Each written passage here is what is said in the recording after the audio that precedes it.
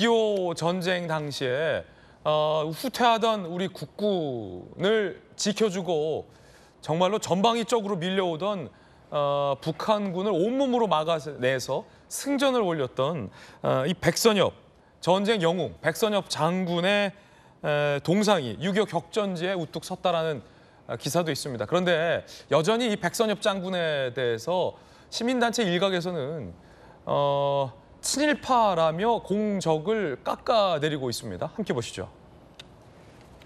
어제 경북 칠곡군 다부동 전적기념관 동상 제막식이 있었습니다. 3주기 추모식이 있었습니다.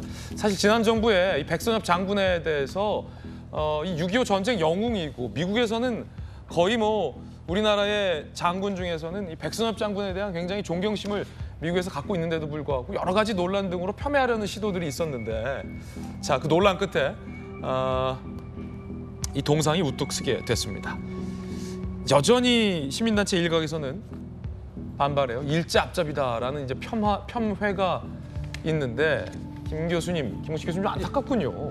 사실은 이제 백선엽 장군 같은 경우는 우리 국내에서보다 당시 6.25 전쟁 때 같이 참전했던 미군 또 유엔군에서 그렇게 영웅으로 칩니다. 예. 왜냐하면 실제로 약관의 나이에 별 3개 또 별 4개 참모총장까지 달면서 이 다부동 전투 같은 경우는 잘 아시는 것처럼 인민군이 그냥 폭풍처럼 밀려 내려올 때 낙동강 전투를 마지막으로 막았던 최후의 승리했던 곳이에요. 그러니까 저기를 지켰기 때문에 사실은 부산을 지킬 수 있었던 거거든요.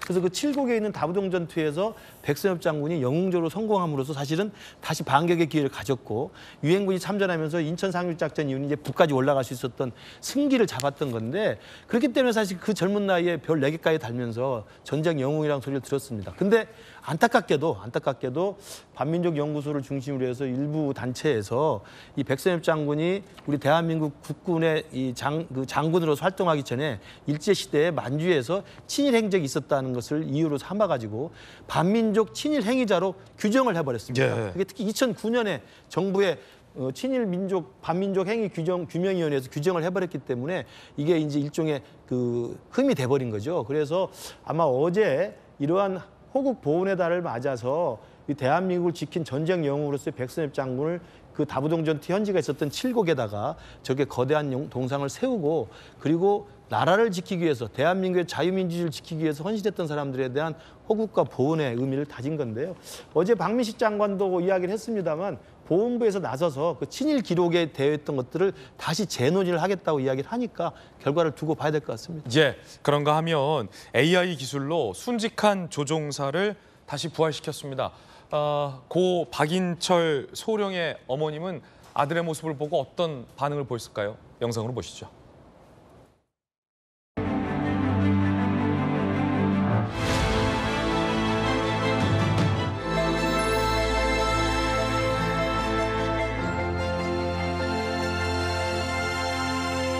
보고 싶었어요, 엄마.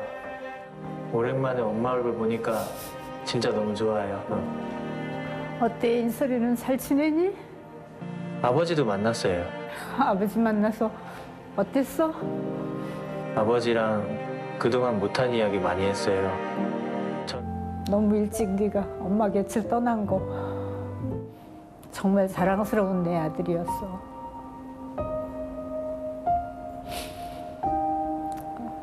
내 아들 정말 멋있다.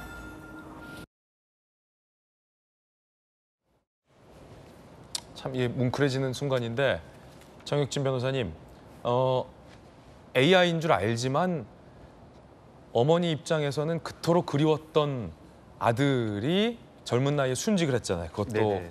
남편에 이어서. 네네. 순직할 당시에 보고 싶었던 아들 모습 그대로 어머니에 대해서 보고 싶다, 사랑의 표현을 하는 아들을 봤을 때 얼마나 어머니 마음이 또 반갑고 한편으로는 또 서글펐나 싶습니다. 어떻게 보셨습니까? 저는 다른 걸 다 떠나가지고 그 엄마랑 아들이 너무 닮았다. 보니까 너무 닮았네요. 그게 그렇기 때문에 더 마음이 아프다 이 생각이 들고요. 저 박인철 소령의 가족을 우리 대한민국은 잊어서는 안 된다. 저는 그렇게 생각합니다. 예. 자, 과학기술의 명암이 있지만 이렇게 좋게 선의를 갖고 사용된다면 얼마나 좋을까라는 생각도 해봅니다.